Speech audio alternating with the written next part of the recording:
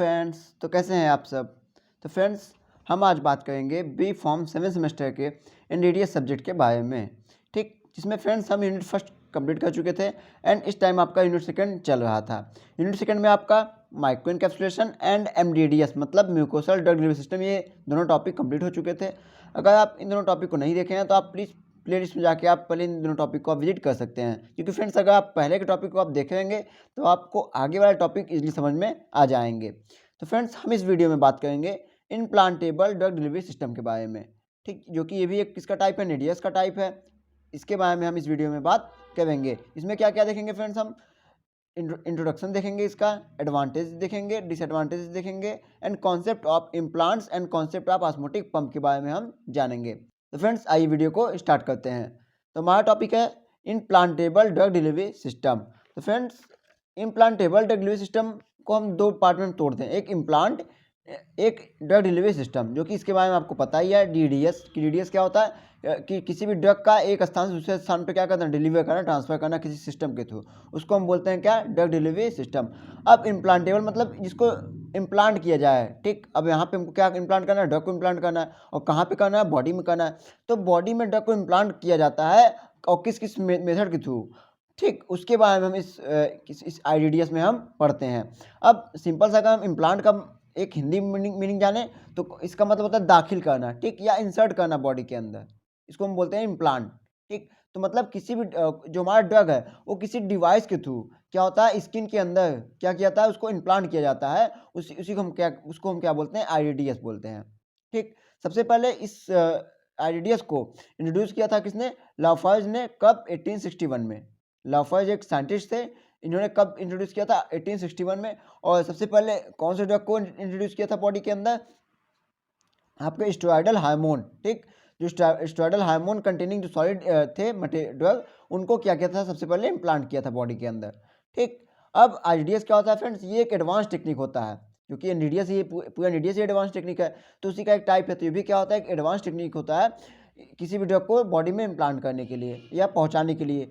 अब किसके थ्रू, किसी एक सर्जिकल एक माइनर सर्जरी के थ्रू क्या होता है कि एक डिवाइस को, मतलब हमारा कोई डिवाइस होता है, उस डिवाइस के अंदर क्या होता है, हमारा ड्रग होता है, एपीआई होता है। अब इस डिवाइस को एक सर्जरी के थ्रू बॉडी में क्या किया जाता है, इम्प्लांट कर दिया जाता है। ठीक, उसी को हम क्या बोलते हैं, आईडीडीएस बोलते हैं। हम देखते हैं अगर IDDS a advance DDS which insert या special device completely under the skin के अंदर। ठीक, और स्किन में कौन सा लेयर, सबक्यूटेनियस या IM layer, through minor surgical incision और इंजेक्ट बाय द नीडल। मतलब कोई नीडल होता है या इंसिजन होता है, उसके थ्रू क्या किया जाता है, एक माइनर सर्जिकल किया जाता है स्किन में, उसमें क्या किया जाता है, हमको इम्प्लांट कर दिया जाता है।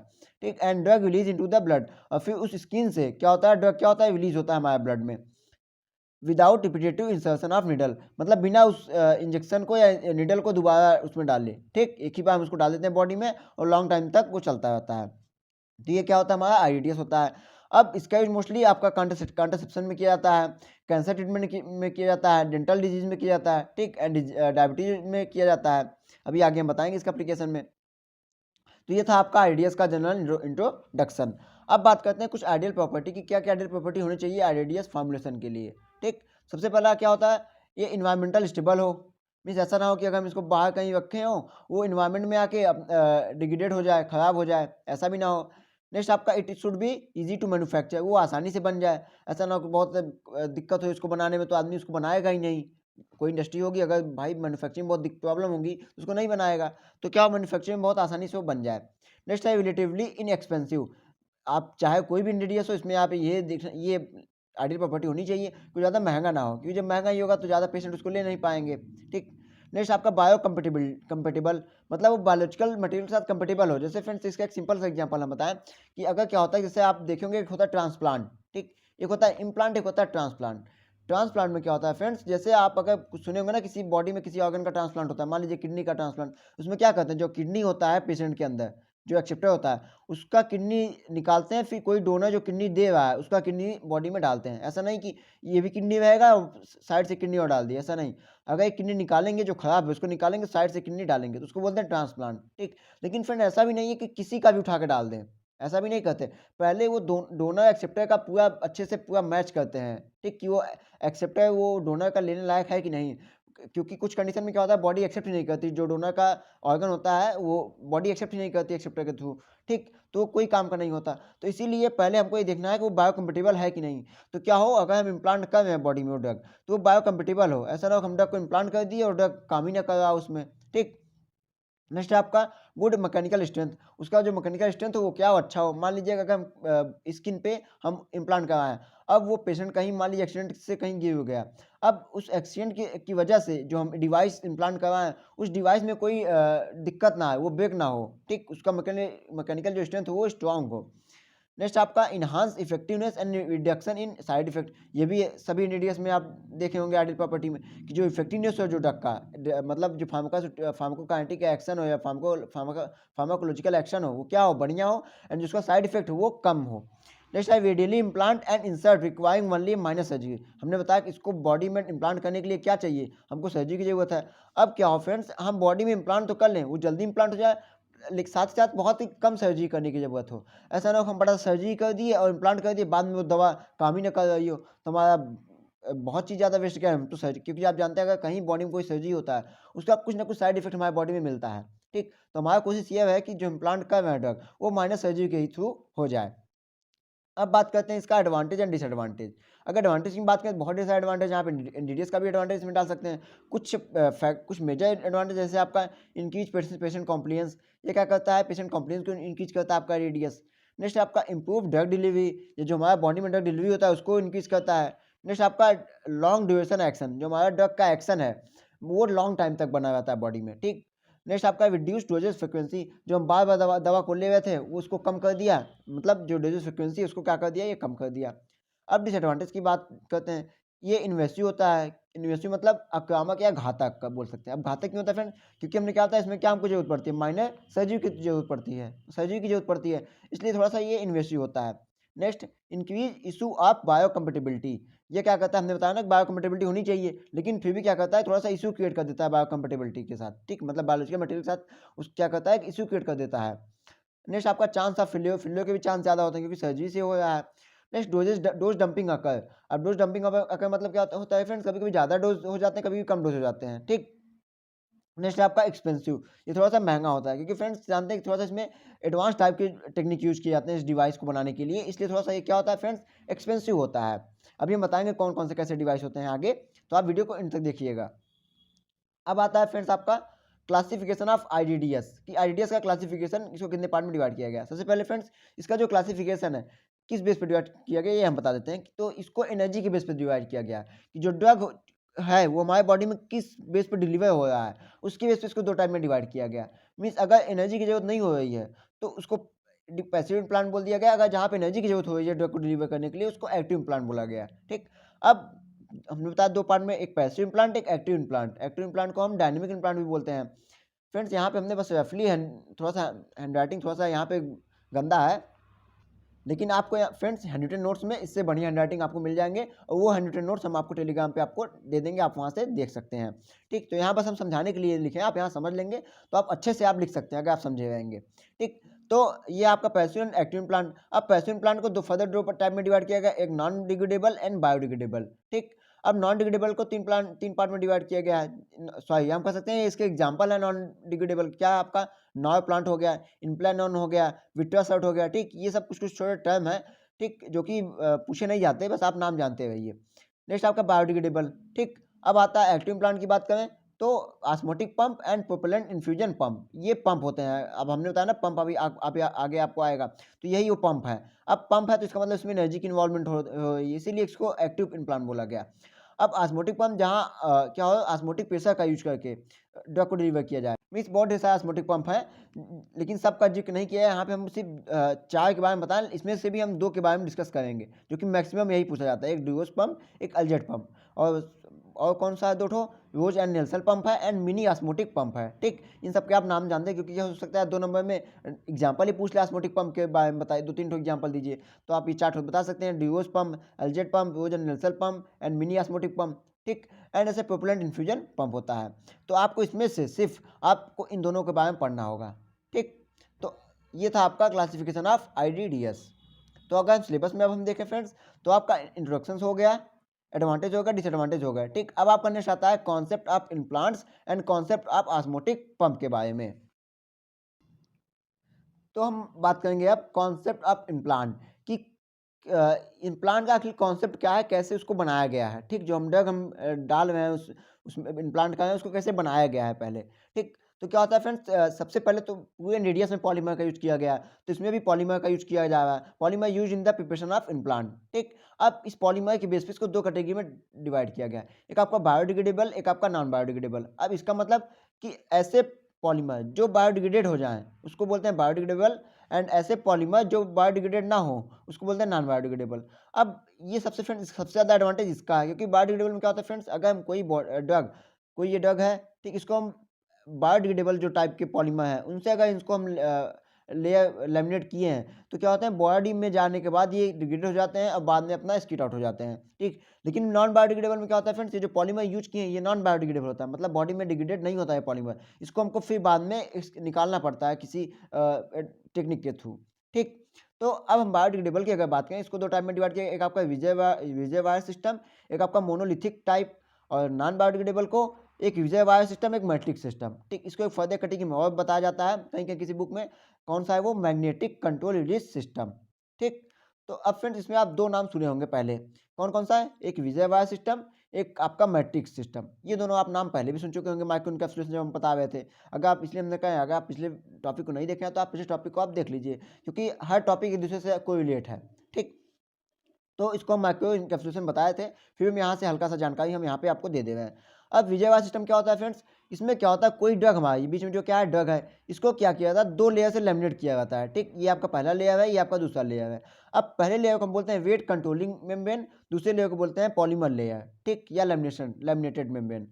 ठीक, अब इसमें क्या होता है, दोनों लेयर पॉलीमर के बने होते हैं, लेकिन जो ये अंदर वाला लेयर है ये क्या करता है, ड्रग के जो रिलीजिंग होता है उसके वेट को क्या करता है, कंट्रोल करता है, इसलिए इसका क्या नाम है, वेट कंट्रोलिंग मेम्ब्रेन। ठीक, और ये जो मैट्रिक्स सिस्टम में क्या होता है फ्रेंड्स, इसमें एक ही लेयर होता है पॉलीमर का, लेकिन साथ ही साथ इसमें अंदर जो ड्रग फिलअप होता है इसके साथ एक जेल लाइक स्ट्रक्चर होता, जेल लाइक मटेरियल होता है, जिसको हम बोलते हैं मैट्रिक्स। अब ये क्या करता है, मैट्रिक्स जेल लाइक होता है, तो जेल में क्या होता है फ्रेंड्स, जो ड्रग के पार्टिकल धसे हुए रहते हैं, अब फ्रीली मूव नहीं करता, फ्रीली मूव नहीं करेंगे तो उसका जो रिलीजिंग है वो थोड़ा सा कंट्रोल रहेगा। ठीक, तो उसके बेस पे इसमें ड्रग का रिलीजिंग होता है। अब यही विजयवाड़ा सिस्टम यहाँ पे भी है, लेकिन बस दोनों में अंतर क्या है कि इसमें जो हम पॉलीमर यूज कर रहे हैं ये आपका नॉन बायोडिग्रेडेबल होता है, लेकिन इसमें जो पॉलीमर हम यूज करेंगे बाहर वाले लेयर का वो आपका बायोडिग्रेडेबल होता है। बाहर वाले नहीं बल्कि दोनों लेयर का जो पॉलीमर यूज करेंगे वो क्या होता है, बायोडिग्रेडेबल नेचर का होता है। ठीक, तो ये तीनों की बात आपका यहाँ खत्म हो गया। अब आपका एक आता है मोनोलिथिक, जो कि अभी नया टर्म है, मोनोलिथिक टाइप। इसमें क्या होता है फ्रेंड्स, हमारा जो ड्रग होता है डिस्पर्स किया जाता है पॉलीमर के अंदर। ठीक, जैसे एग्जांपल आपका इंसुलिन को बॉडी में डिलीवर किया जाता है इसी के टेक्निक के थ्रू, मोनोलिथिक टाइप के थ्रू। ठीक, अब इसमें कौन से पॉलीमर का यूज किया जाता है, जैसे आपका पॉलीग्लाइकोलिक एसिड हो गया, पॉलीएस्पार्टिक एसिड हो गया, एंड पॉलीकैप्रोलैक्टोन हो गया, इन सबको पॉलीमर का यूज किया जाता है आपका मोनोलिथिक टाइप में। ये था आपका कॉन्सेप्ट ऑफ इम्प्लांट। यहाँ पे बस आपको एक छोटा सा डायग्राम के थ्रू बता रहे हैं, बाकी इसका एक आपको हैंड रिटन नोट्स आपको अच्छे से मिल जाएगा। अब आपका आता है कॉन्सेप्ट ऑफ ऑस्मोटिक पंप।